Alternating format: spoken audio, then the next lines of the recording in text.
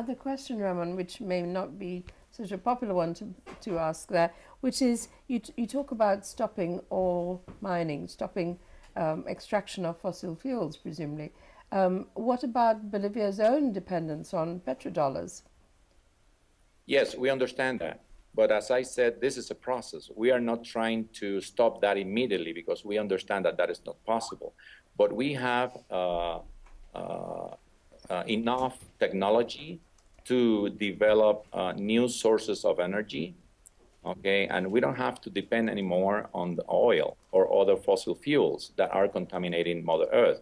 For instance, the president of Ecuador and the parliament of Ecuador, they decided some time ago that they will hold 20% of their reserve of oil untouched, because those reserves are under one of the major natural parks of jungle in the Amazon basin, and they just decided that they won't touch that. Other communities in Venezuela, for instance, indigenous communities, they have decided that they will have no mining for gold. They have the gold under the earth right over there. They have done the studies and they know that. They have decided that there will be no mining in their lands. And the Venezuelan government have agreed with their decision. What we are just saying here, that this is a growing consciousness of the people, okay?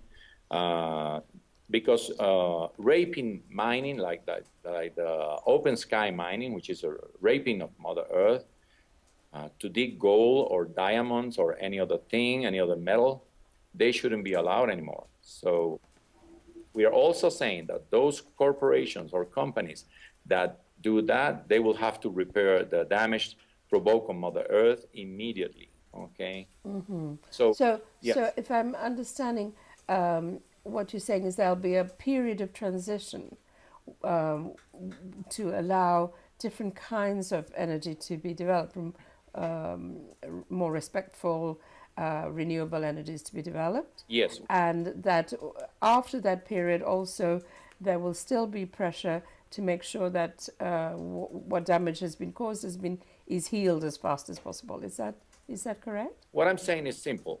What I'm saying is that we cannot, I mean, humankind and the planet, Mother Earth, cannot hold anymore the Western industrial model of society and productivity or economy. The Mother Earth cannot hold that anymore. So we have to decide, or we do change, we provoke and we promote a deep and immediate change in the economies, in the politics, and in every instance of life, or we perish. So this is very simple. It's not too much complicated. So what we want from here is to start creating and promoting consciousness process for all the people of the world, because we have here over 100 countries represented by different type of organizations, peoples, institutions, governments here that are represented right now. So this is our response to what happened in Copenhagen. And we want, and also the United Nations organizations is also committed with this in a sense, because they are committed with holding the damage to the climate and what is happening all over. So we can also join there in a way, not with all the countries represented there, but many of the countries of the world will agree with us all the time. Ramon, I'll remind our viewers that you're watching on oneclimate.net, the One Climate channel, brought to you by Tick Tick Tick and All Living Things. And you can post your questions or thoughts to any of our guests at oneclimate.net/Bolivia, or you can just use the Twitter hashtag OneClimate.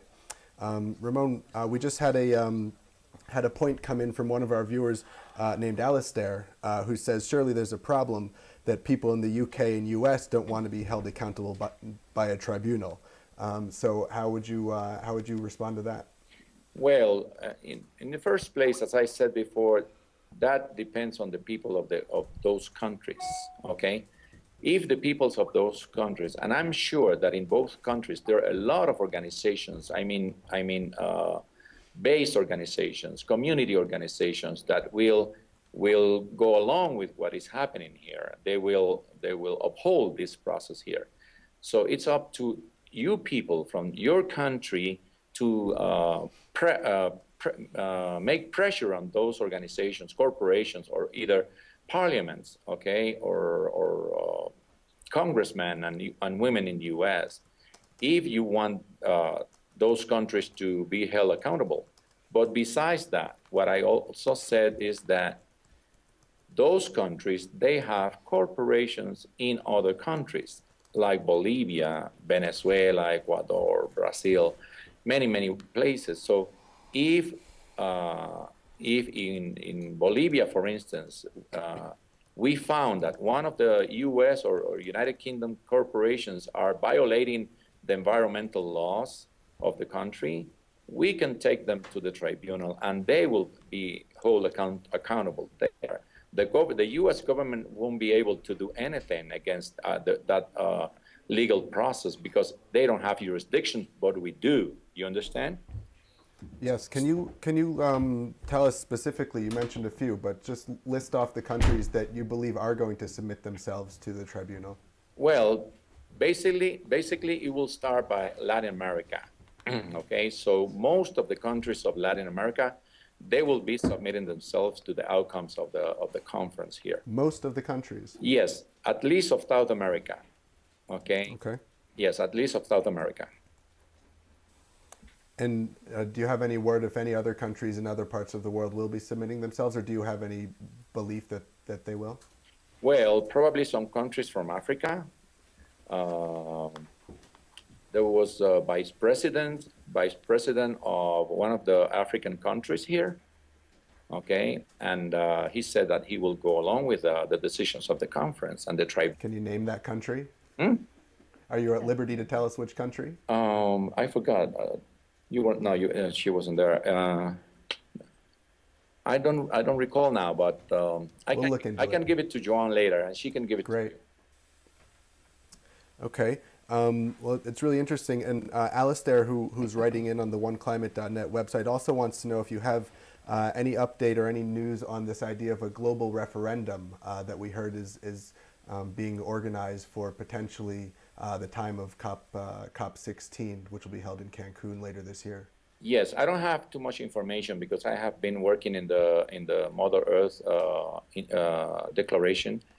But I know that it's going to be moved forward. That we are going to moving that forward. Great. Well, thank you very much for coming on with us today, Ramon. This has been really insightful, and we really appreciate it. Okay, thank you. Absolutely. And good luck with your university. And I presume the whole climate change debate will be very thoroughly aired at your university. Thank you. Okay. Bye-bye. Bye-bye. Thank you again.